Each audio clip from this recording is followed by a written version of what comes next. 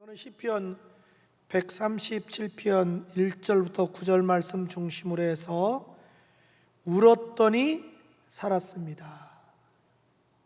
어떻게 했더니 살아났어요? 울었더니. 여러분, 말세의 징조 중 하나가 뭔 줄 아세요?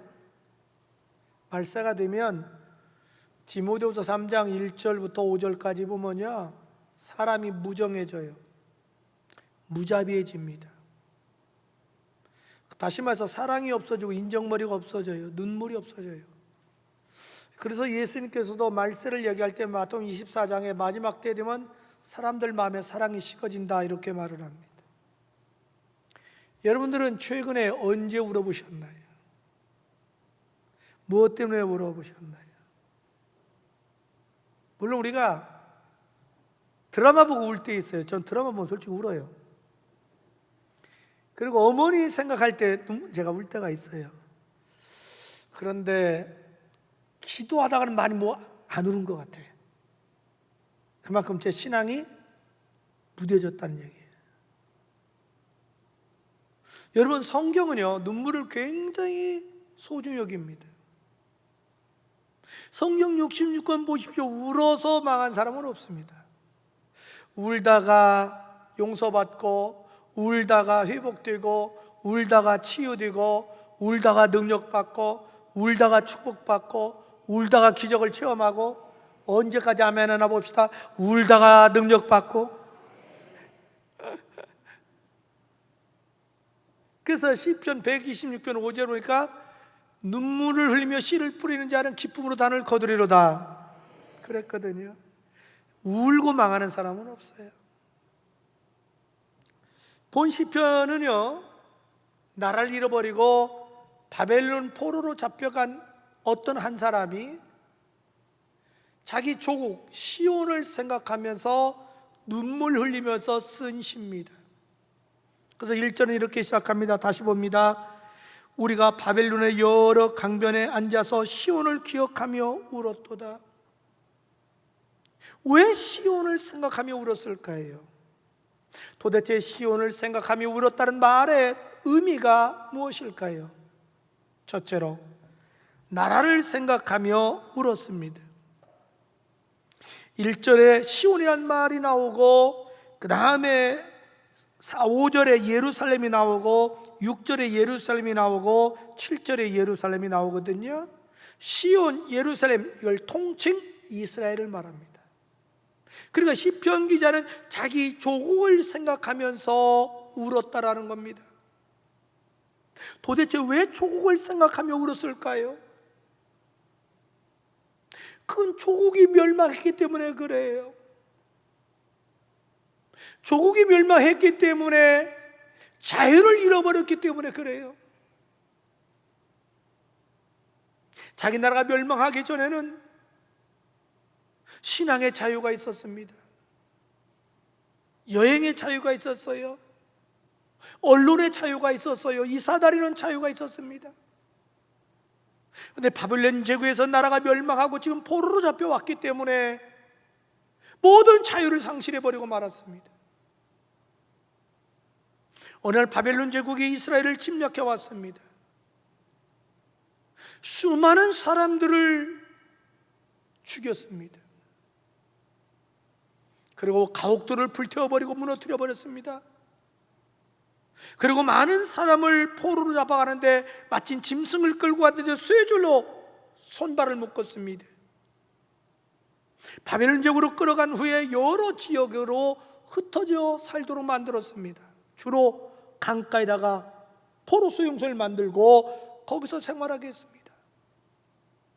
그리고 바벨론 군인들이 삼엄한 경비를 합니다. 낮에는 수로 공사를 시킵니다. 강제로 노동시킵니다. 잠깐 쉬는 시간을 주면은 강가에 있는 버드나무 밑에서 태양을 피해서 그늘에서 쉽니다. 누가 얘기 안 해도 이심전심 그 짧은 시야이지만 자기 조국을 생각합니다. 그럴 때마다 기가 막혀요. 그냥 눈물밖에 나오는 게 없어요. 그렇다면 왜 이스라엘이 나라를 잃어버리고 자유를 잃어버렸을까요? 그는 하나님의 경고를 무시했기 때문에 그렇습니다. 하나님의 경고를 무시하고 저들은 하나님 대신에 우상 숭배했기 때문에 하나님이 진노하셔서 그렇습니다. 그리고 지도자인 왕이 무능했기 때문에 그렇습니다. 그리고 정치 지도자들이 나라는 생각하지 않고 자기 유익만 추구하고 당리당략 때문에 매일 싸웠기 때문에 그렇습니다. 그리고 백성들은 윤리도덕으로 타락을 합니다. 온갖 불의와 불법이 성행하고 폭력과 살인이 난무합니다. 어쩜 우리 사회하고 똑같을 수가 있습니다. 그러다 나라를 잃어버린 거죠. 여러분, 무엇이든지 있을 때 잘하고 있을 때 지킬 줄 알아야 됩니다. 잃어버린 다음에 눈물 흘리고 후회한들 무슨 의미가 있겠습니까? 지금 시편 기자는 나라를 잃어버린 대가를 톡톡히 치르면서 하늘 앞에 회개의 눈물을 흘리고 있는 겁니다. 그리고 나라를 회복시켜달라고 간구의 눈물을 흘리고 있는 겁니다. 다시는 나라와 자유를 잃어버리지 않겠다라고 다짐의 눈물을 흘리고 있습니다. 여러분들은 나라 민족을 위해서 얼마나 기도하셨습니까? 나라 민족을 위해서 얼마나 울어보셨습니까? 우리는 이 나라의 민족 아버지 긍휼히 여겨 주옵소서. 진리로 저 우상 숭배하고 하나님을 대적하는 죄를 용서해달라고 회개의 눈물을 흘려야 합니다. 오늘 우리는 모든 것이 점점 나빠졌지 좋아진 게 뭐가 있습니까? 여러분 3, 4년보다 지금 좋아졌습니까? 어느 면에서 여러분 좋아졌습니까? 모든 것이 다 악화되고 나빠지고 있잖아요. 우리는 기도해야 됩니다. 주여 우리를 회복시켜 주옵소서. 그리고 우리는 다짐하는 기도와 눈물이 필요합니다. 주님, 다시는 일본에게 30년 동안 나라 빼앗기듯이 빼앗기지 않게 도와주시고, 다시는 전쟁이 일어나지 않게 하여 주시고, 다시는 자유를 잃어버리지 않게 하여 주옵소서. 대한민국이 자유민주주의 국가가 되게 하여 주옵소서. 인민민주주의가 아닙니다. 자유민주주의입니다. 우리가 시장 경제가 살게 하여 주옵소서. 여러분, 사회주의 특징은 국가가 모든 걸 통제하려고 합니다. 국유화시킵니다. 그래서 점점 공무원이 늘어나요.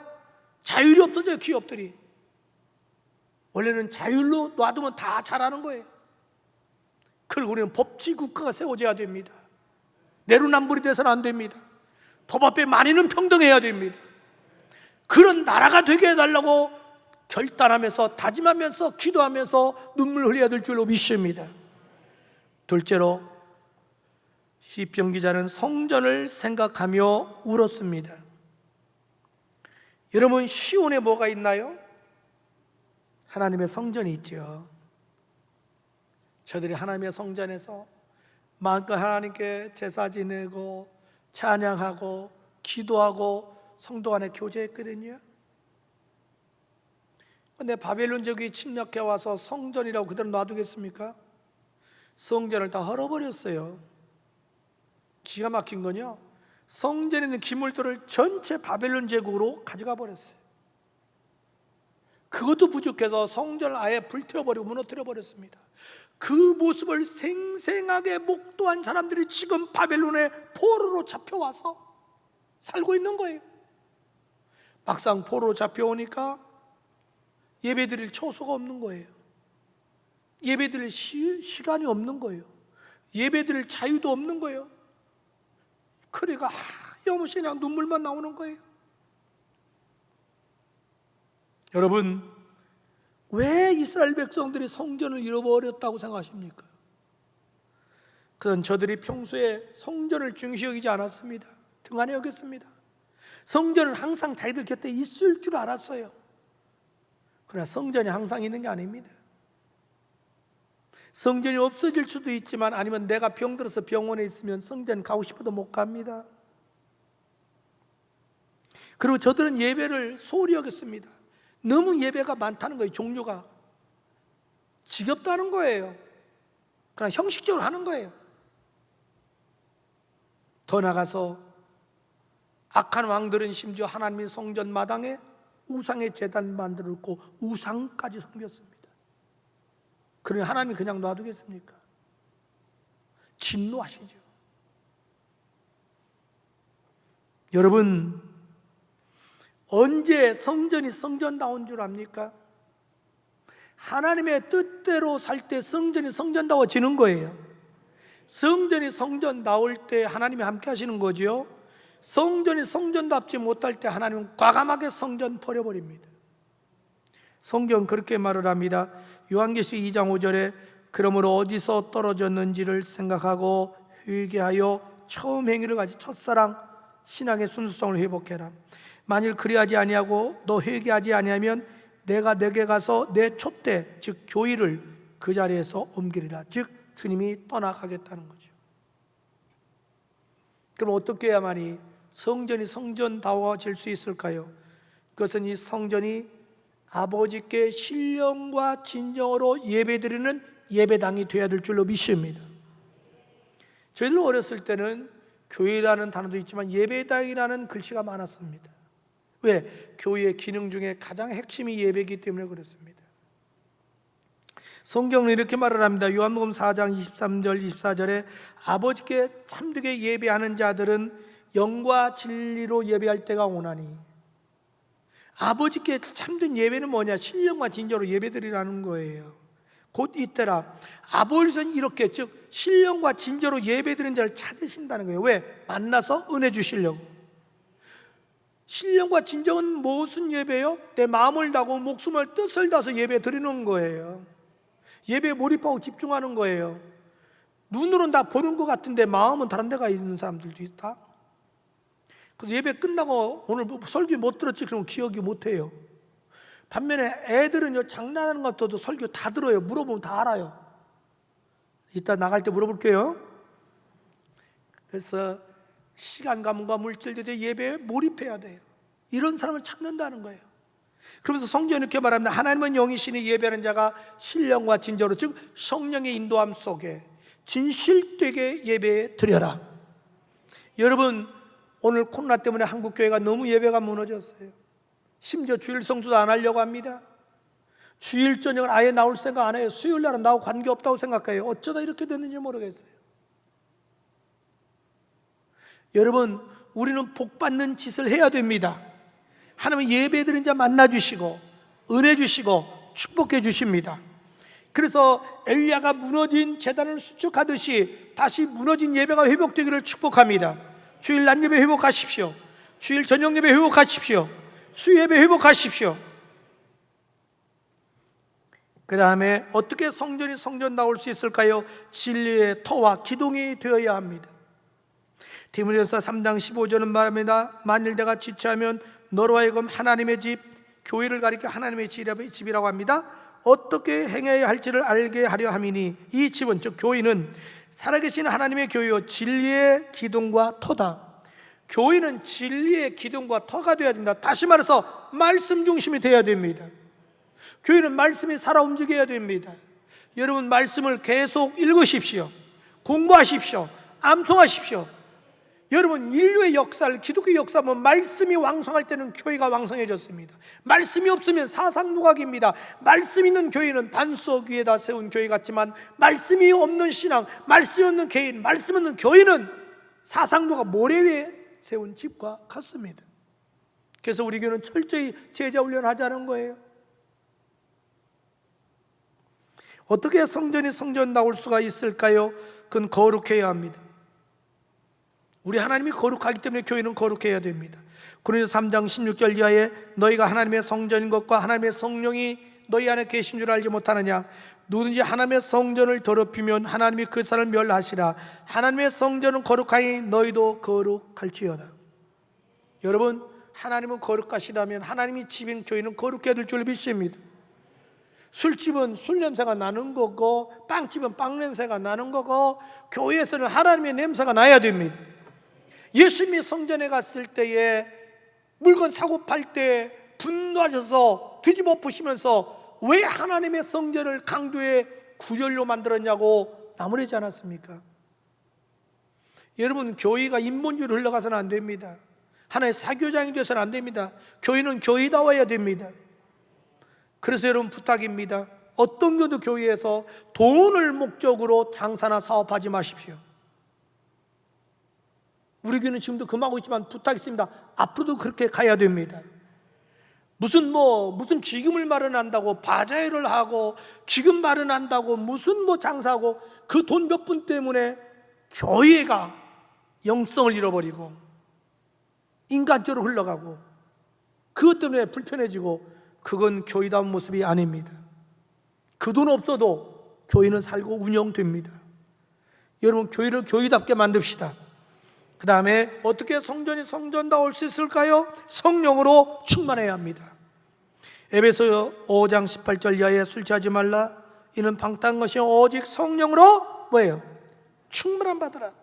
성령 충만 왜 받아야 돼요? 이렇게나 말합니다. 시와 찬송과 신령한 노래를 부르며 서로 화답하며 너희 마음으로 주께 노래하며 찬송하며. 야, 보세요. 찬송 한마디만 할 걸 들 걸 여러 가지 필요합니다. 시와 찬송과 신령한 노래 또 찬송. 그러니까 성령 충만 받을 이유가 성령 충만하면 내 심령이 기쁘고 찬양이 나온다. 그 다음에 성령 충만 왜 받아야 돼요? 우리 주 예수 그리스도 이름으로 항상 아버지께 감사한다. 할렐루야. 성령 충만하면 감사가 충만합니다. 왜 성령 충만해야 돼요? 그리스도를 경외함으로 피차 복종한다. 성령 충만하면 나는 죽고 주가 살아니까 주의 말씀에 아멘 아멘 복종한다 이 말이죠. 어떻게 성전이 성전다울 수 있을까요? 열심히 여러분 전도해야 됩니다. 성전은 하나님의 백성으로 가득 차야 됩니다.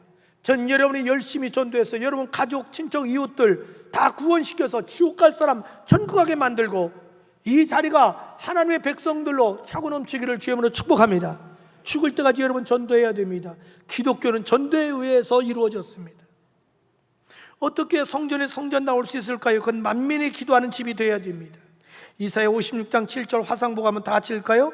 이사야 56장 7절 내 집은부터 시작. 내 집은 만민이 기도하는 집이라 일컬음 될 것입니다. 아멘. 내 집은 교회는 만민이 기도하는 집이 돼야 돼. 우리 교회는 4층 가장 좋은 로얄층에 중복이 대실을 만들어놨습니다. 거기 올라가면 그 앞에 호수공원이 한눈에 다 보입니다. 교회에서 가장 중요한 게 뭐냐? 기도라는 거예요.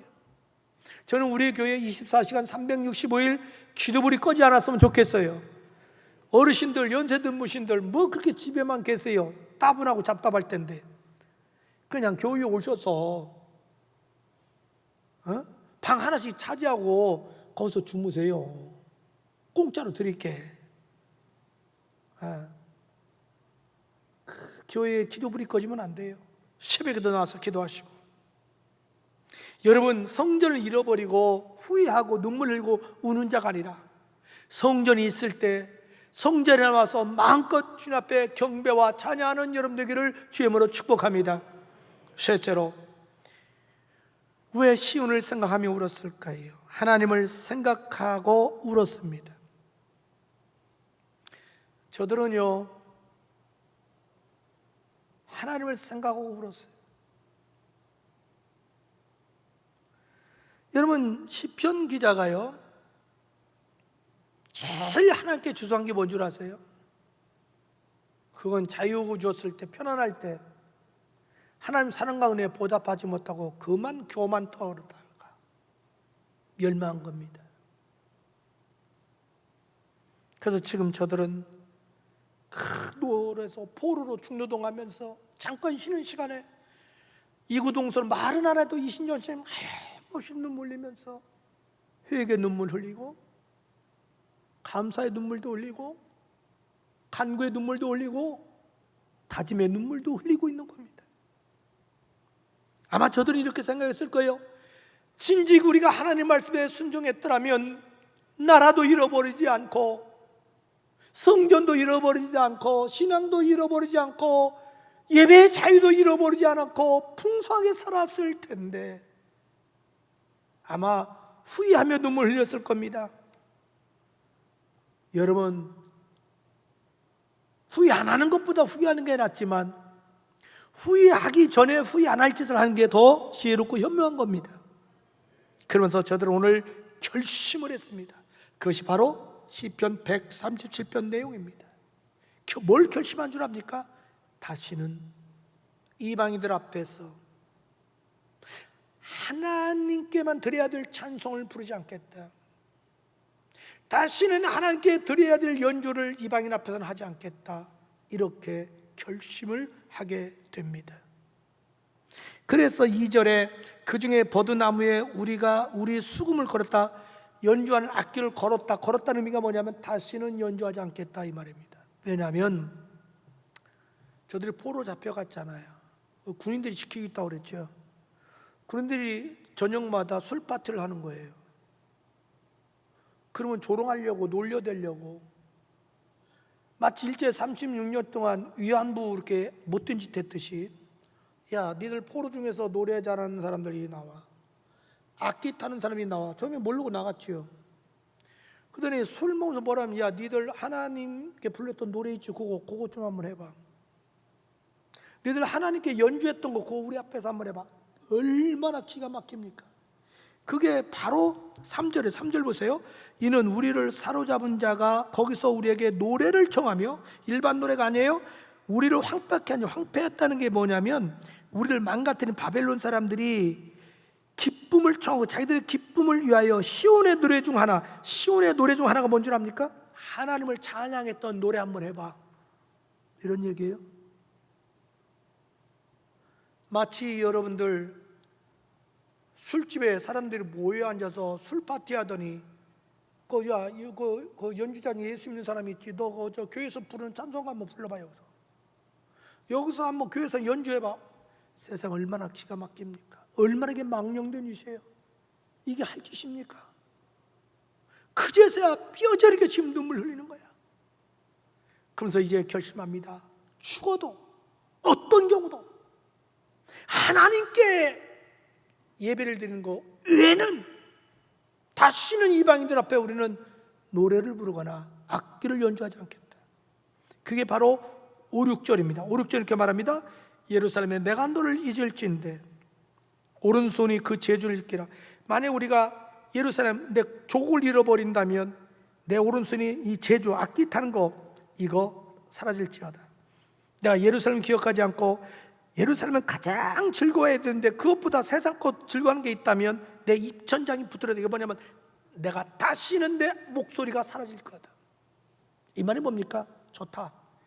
이젠 저들이 아무리 우리를 불러오고 공갈 협박하고 심지어 우리를 죽인다 해도 우리는 절대로 하나님 앞에 드려야 될 찬양과 악기를 어떤 요리 이방인 앞에서는 하지 않겠다. 죽기를 결심한 겁니다. 여러분 이 모습을 보고 하나님이 얼마나 기뻤을까요? 얼마나 아름다운 결심입니까? 진작에 이렇게 결심했다면 이런 일이 안 벌어졌을 거 아니에요? 그러나 늦게라도 결심할 때 다행이죠. 우리도 이런 결심이 한번 해야 되지 않겠습니까? 여러분 죽기로 결심한다면 왜 우리가 예배를 못 드립니까? 죽기로 결심한다면 왜 기도를 못 하겠습니까? 죽기로 결심한다면 왜 전도를 못 하겠습니까? 죽기로 결심한 왜 봉사를 못 하겠습니까? 여러분 모든 걸 잃어버리고 후회하지 말고 저는 여러분이 늘 하나님의 사랑과 은혜에 감사하며 살기를 주의 이름으로 축복합니다. 고린도서 15장 10절 말합니다. 나의 다 든 것은 하나님의 은혜로 된 것이니 내가 그 은혜가 헛되지 않게 하여 다른 사람보다 더 많이 수고했으나 내가 한 게 아니요 나와 함께 하신 하나님의 은혜로다. 그렇다면 그 사랑과 은혜에 보답해야 되지 않겠습니까? 다시 한번 권면합니다. 죽기로 결심하고 충성합시다. 신앙의 지주를 지킵시다. 사명 감당합시다. 디모데후서 4장 8절 바울이 죽음을 눈앞에 두고 이렇게 자기 신앙 고백합니다. 나는 선한 싸움을 싸웠다. 즉 늘 영적으로 나와 싸우면서 이겼다. 그 다음에 말합니다. 나의 달려야 할 길을 마쳤다. 사명을 잘 감당했다. 믿음을 지켰다. 끝까지 신앙의 지주를 난 지켰다. 여러분 죽을 때까지 신앙의 지주 지킵시다. 사도행 20장 24절 다 같이 화상 보고 있습니다. 시작. 내가 달려갈 길과 주 예수께 받은 사명 곧 하나님의 은혜 복음을 증거하는 일을 마치려 하면은 나의 생명조차 조금도 귀한 것으로 여기지 아니하노라. 아멘. 복음을 증거하는 일에 내 생명을 조금도 아끼지 않겠다. 죽기로 결심한 거죠. 바울은 그러니까 모든 걸 감당할 수 있는 거예요. 여러분, 그러면서 저들의 마지막 기도가 뭔 줄 압니까? 주여, 이 제국, 바벨론 제국, 또 옆에서 그들 도왔던 에돔 제국 멸망하게 주옵소서. 봅시다. 7절. 여호와여, 예루살렘이 멸망하던 날을 기억하시고 에돔 자손을 치소서. 그들의 말이 예루살렘을 헐어버려라, 예루살렘을 헐어버려라, 기초까지 헐어버리라 했나이다. 8절. 멸망할 때 바벨론아, 내가 우리에게 행한 대로 내게 갚는 자가 복이 있으리다. 하나님이 기도를 들어줬을까요? 안 들어줬을까요? 들어줬죠. 인간적으로 바빌론 제국의 멸망할 가능성이 조금도 없었습니다. 그런데 하나님이 어느 날 메대와 바스 제국, 지금 페르시아의 이란 들어서가지고 순식간에 바벨론 제국을 멸망시켰습니다. 그리고 이미 하나님은 150여 년 전에 이사야를 통해서 예언했습니다. 앞으로 고레스 왕이 등장할 거다. 이름까지 나옵니다. 너희들 해방시켜 줄 거다. 기가 막히게 그 왕이 고레스 왕입니다. 그러고서 저들을 해방시켜서 드디어 바벨론 폴에서 고국에 돌아오게 된 거예요. 여러분, 눈물의 기도는 반드시 응답해 주십니다. 지금 우리에게 필요한 것은 눈물입니다. 회개의 눈물이 필요합니다. 감사의 눈물이 필요합니다. 간구의 눈물이 필요합니다. 결단의 눈물과 기도가 필요합니다. 여러분, 나라를 사랑하고 지킵시다. 성전을 사랑하고 지킵시다. 신앙을, 지조를 지킵시다. 자유를 사랑하고 대한민국 자유를 지킵시다. 기도합시다.